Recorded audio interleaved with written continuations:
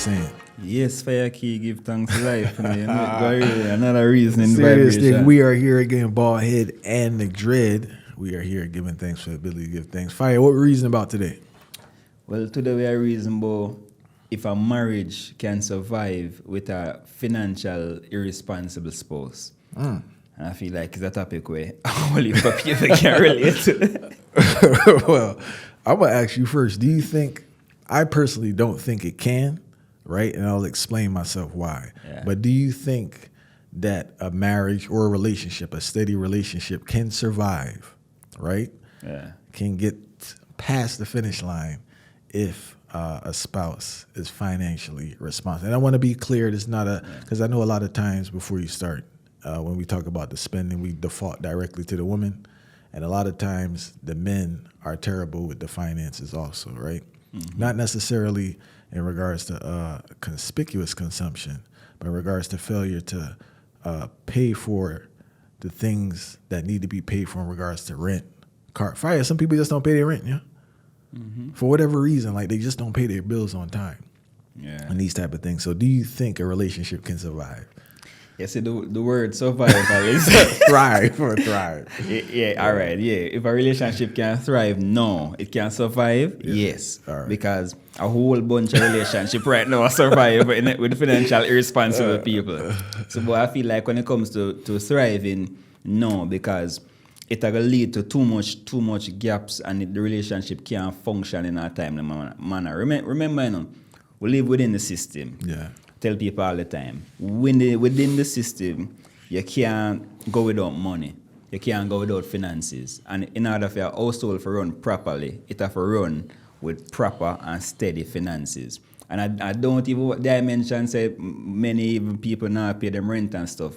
It's not even just about not paying rent, you know. It's also about not paying rent on time. Yeah. Not paying the bills on time, not buying the groceries on time. So much different things. You have children, not taking care of your children things on time, because that now lead to a different chain reaction. It stop the youth future from going to the right path where it need to go to. So my answer is no, it can't strive if a person within the relationship is financially irresponsible, but it can survive. And survival, as we know, survival is nothing. I think a lot of people have this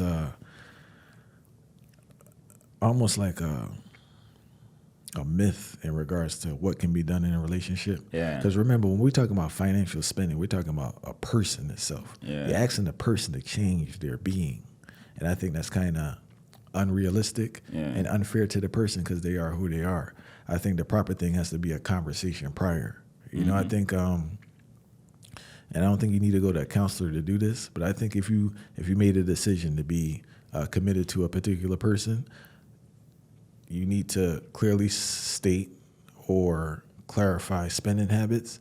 And also, more than anything, Farah, we need to see that financial documentation.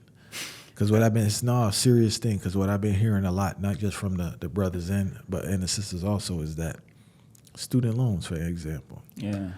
They don't tell you what they have in student loans. But especially after you get married now, you hear this number like, bro, they owe 70, 80, 150. But that's not the problem. The problem is they're looking for you to assist with it. You know what I'm saying? That's the problem in the sense that they have decided, because it wasn't communicated and it wasn't clearly stated what's going on. No, it's a union, so it's supposed to be one thing. Because it's ours, right? Yeah. So all of a sudden now, it's like they believe, and they're holding you responsible for helping them with this debt that you didn't even know about. Yeah. Now, it's different if they told you ahead of time and it's like, yes, you clearly stated, yes, I will help you, right? But it's always that assumption. Assumption be mashing up relationships too, yeah? This assumption thing. People always assuming stuff and not communicating. And I think the greatest assumption in relationships, there are a lot of assumptions, but one of the most detrimental ones comes to the finances. Yeah. People not clear and people aren't front on their spending habits. Especially if you don't live with a person, because you can stay the night, you can hang out with them, but when you live with them, you get to really see, like, bro, they really be shopping now. You get what I'm saying? Or they eat out every night. They don't cook. You got people eat out for breakfast, lunch, and dinner. Yeah. Even if you keep it around 10, which you can't these days, that's at least $45 a day. That's $450, $900. The $45 Just round that a day round still out, so unrealistic. round that out to $1,300, and that's unrealistic, right? So just say $1,500, and if you actually go out to eat, put that at $2,000. But you know, something I notice is this, right? A person can tell you that they're mature from now till tomorrow morning. Yeah. But when it comes to the concept of a financial conversation, every maturity is out the door because most people don't like to hold financial conversation. It's just something about finances that people shy away from. All right, what's the term they call it when it's a topic we don't want to talk about? It's a term they use, man. It's a certain topic. Oh man, I don't know. Nonetheless, for whatever reason, it's very uncomfortable for people to speak about their finances. They get very defensive too. When it comes to the finances, especially if a suggestion is made for change a particular habit. Yeah. People strong-minded about that too. People don't want to hear it, and it's funny enough, man, because that's what I want to talk about in regards to, if you're trying to work with a person, right? I wrote down 3 steps, right? Yeah. So say you are trying to keep the relationship going and you have the hopes that the person, I think the first thing the person has to acknowledge they have an issue managing their finances. Like they have to acknowledge and say, yo, I see what you're saying. I struggle with my finances, right? And I think that's a great sign either from a male or a female because that shows accountability. I think like that's the first step for a person to show accountability, right? Second step I wrote here is that what is their root cause? I think this is the most important part. And this is the issue I have with most financial advisors, that they don't talk about the insecurity and the emotional issues that's going into your spending habits. They just break it down in regards to like, you have to start doing this, but there are other things that's pushing you to spend in that manner. So a person who wants to change, right? What is the root cause of your spending habits? Like, why are you spending like this? You know what I'm saying? Like, what is going on inside, whether it's childhood or whether it's insecurity, whether it's staying with the Joneses, like, what is causing you to do something? Because you're actually harming yourself. It's self-harm. In all reality, right? You know what I'm saying? It's self-harm. So it's like, if you're harming yourself and you want to be healthy, because we talk about your mental health, your spiritual health, and there is a thing called financial health. Because when your financial health is in turmoil, don't get it twisted. Everything don't know, man. Right. No, facts. Don't get it twisted. That's going to bleed into the other aspects. So if you're doing something that's harmful to yourself, it's like, bro, you have to really get down and see, like, was it you didn't have things as a child? You know, are you trying to compare? Are you trying to stay up with people? Is it a lot of times it's like a medication in a sense, like Robitussin or a pill. They need to shop. You know, like they feel away, so I have to shop. And what's harder now is prior, the older generation who had it, they call it shop therapy or something. Yeah, my mom's my grandmother. I saw it firsthand, shop therapy. My grandmother told me when she got access to credit in America was the worst thing ever happened to her. Worst thing. Granny G told me that straight. But what happens now is that you can partake in shop therapy on your couch, on the toilet, not even in your bed. So now it's even more because it's like you don't have that time that you don't got to get up, you don't got to go somewhere, and like it's always there too. That's the thing. It's not even like they don't have your shirt. You go there and like they don't have like they gonna have the large. Definite. So it's a problem. And you see the thing when we think about finances in relationship, it's a hard compromise for most people. And you know why it's a hard compromise? Because they touch upon it too is like, what is a need versus a want? You see, my need could be different from my spouse's needs and my spouse's wants. So you realize, say, while me could get just an example. Say you get a 2 different type of cornflakes or cereal, 2 different type of cereal every single time we go shop. But that person realize, say, yo, we only eat a cereal that we buy 16 ounce of cereal, but we only eat 8 ounce of cereal every month, and then we realize we have to throw away the rest. But that person feeling like that is a need because going to the grocery store for ever since, them always get 2 different types, so them have an option to a certain extent, not realizing that what their spouse is telling them is the accurate thing, because if you only use 8 ounce, why would you buy 16? So you have to give and take. But to most people now ready to make that compromise, because why would I compromise something that I've been used to? something that didn't seem like a problem to me at all. Or, as a matter of fact, something that wasn't a problem to me at all before you came into my life. So you understand? So it's like almost like it's not a problem from my end and not a problem with me managing finances. It's a problem to you. My need is a problem to you. So automatically that's how it's internalized in somebody's brain. And right from that particular instance, now you realize, say, okay, it's not that I'm mismanaging my finances. It's that you have a problem with the way I put my finances together. So you see, that are one of the biggest problems when we realize when it comes to the whole relationship thing and finances. And you just brought up a fundamental issue in regards to compromise and seeing things from, because both people have to see things from both sides in the sense that the person who's struggling with the finances, we have to kind of see where they're coming from. And at the same time, they have to be open enough to see where, instead of just getting defensive and cutting off, they have to see where you're coming from in regards to the rationale. The reality, not even just where we are coming from, the reality. The reality of it. Yeah. Hey, I wanted to touch on one point, but I want to do the third thing in regards to, you remember I was saying, if you can stay in a relationship, working on correcting it, because acknowledging it is a big thing. That accountability aspect, but actually working on it. Because sometimes people give thanks if they get to that point. Some people don't even get to the first point. But if you get to the third point with your significant other and they actually start working on it, I think they should be applauded, be patient with them, and look for consistency. You know, and if you get to that point, I think the relationship has hope to work. But if you can't get to that point, you just took an L. Because that's what the person does. A reality. You know, and it's another thing I want to say, too. I think peer pressure has always been a key in regards to people overspending. But I think that social media now has played a tremendous role. And I'll say why. Something basic. It's not even the fact of being like an influencer but just a person who posts consistently. They don't. I hear things, right? I heard, like, people take pictures. They don't want to wear the same clothes. They don't want to be seen in the same clothes and the same shoes, right? So if you're consistently posting and people are consistently looking, you're consistently buying new things that maybe you can't afford. So that could create an issue. Amazon, there are a lot of jokes. I was on YouTube Shorts. I went down the rabbit hole on YouTube Shorts the other day too. I ain't gonna lie to you. I was watching one black comedian, then I went some other stuff, but I noticed there were videos with women with this Amazon thing. This is the joke. They got these Amazon videos like, I'm shopping on Amazon and hiding. They're making a joke out of it, but it's a serious situation. You know, it's like, you know, my husband can't pay the bills and they still shopping. They're making a joke out of this situation. Me see. All right, you saw that style. And obviously, I guess a lot of people can relate to it, but it's not a funny situation. So what's comical about being under financial stress? Knowing that your spouse no longer has any money, you're putting these things on credit.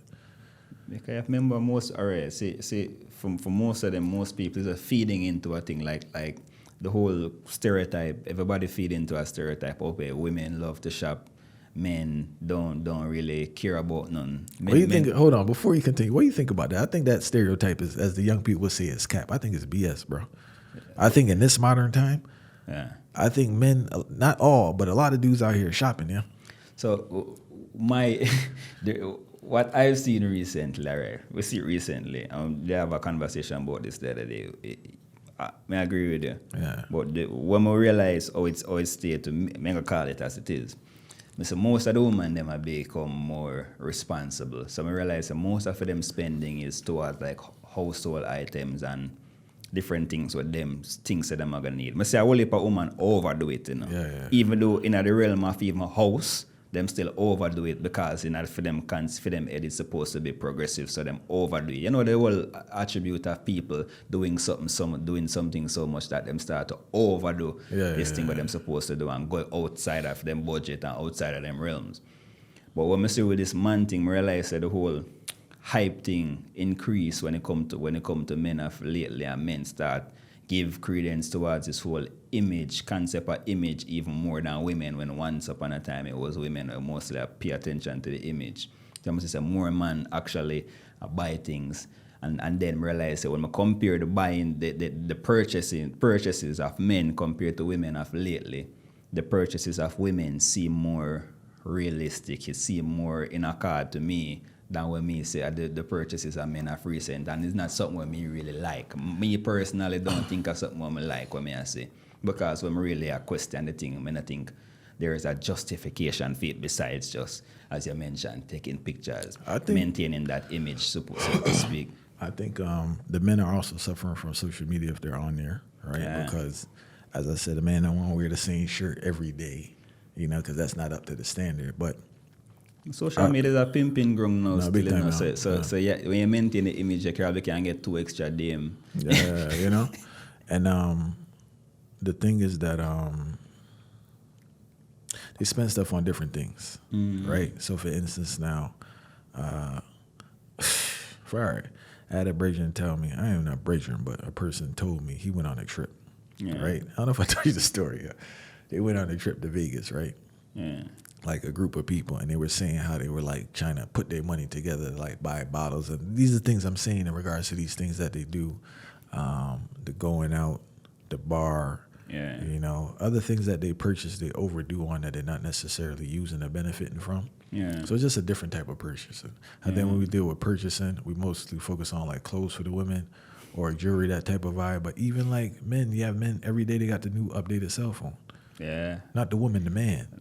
And I want to burn a fire on this cell phone right now because what I've learned is that, or what I've observed for years, this is from StarTech and Nextel and all these phones and BlackBerry. Listen, if you're not in business, you need to get the basic phone with internet because all you're doing is taking pictures, taking videos, texting and email. You don't need anything else. You don't need to be that reliable. You need to be reliable for voice and text. That's it. So the ones in all reality, you know, the sneakers, this a thing too. You go to a man place, the man got 1,000 sneakers up on the wall piled up. Not cheap sneakers either. Yeah. So it's not like me and you would go buy a sneaker ourselves for $50 or $40 or. Now I'm talking about $300 sneakers. You got 10 of those sitting down. That's $3,000. And he make $1,500 every 2 weeks. He make $2,000 every 2 weeks. Car. If I don't get me started on a car, some of these car notes out here are ridiculous. It's an ego trip. When the ego trip, as we mentioned about the whole relationship thing. You see ego. All right, the ego trip is a thing it mash up relationships, you know. But on both sides. And the reason why it's so connected to this particular topic, because we talk about finances, and the most time ego trip come in is when it related to finances, you know. Especially if a person go earn something outside of the scope of what them usually earn, that make it even worse. So they want to show the earth. They want to show the earth. Say, go back to broke. This is what is going on. It's like people rushing to go back to being broke. Yeah, that is the whole thing. And you see, what we get for notice too is that when we talk about even financial irresponsibility, you know, so we touch one aspect of it about. There's one aspect I want to talk about. Because financial irresponsibility can always seem like it's okay not knowing how to manage money and all of that. But then there's this other aspect where financial irresponsibility of you wanting that one person to spend while you're not spending. So even if you're not a spendthrift who buy unnecessary things, we talk about the balance, the lack of balance within the relationship where the spending is coming from one end. Well, you have the access and you want to exploit. You want to exploit, so the exploitation. I want to, you know what's funny, man? I hear this conversation. I'm not trying to go off topic, but I hear a lot of time about this equity and relationships and all this.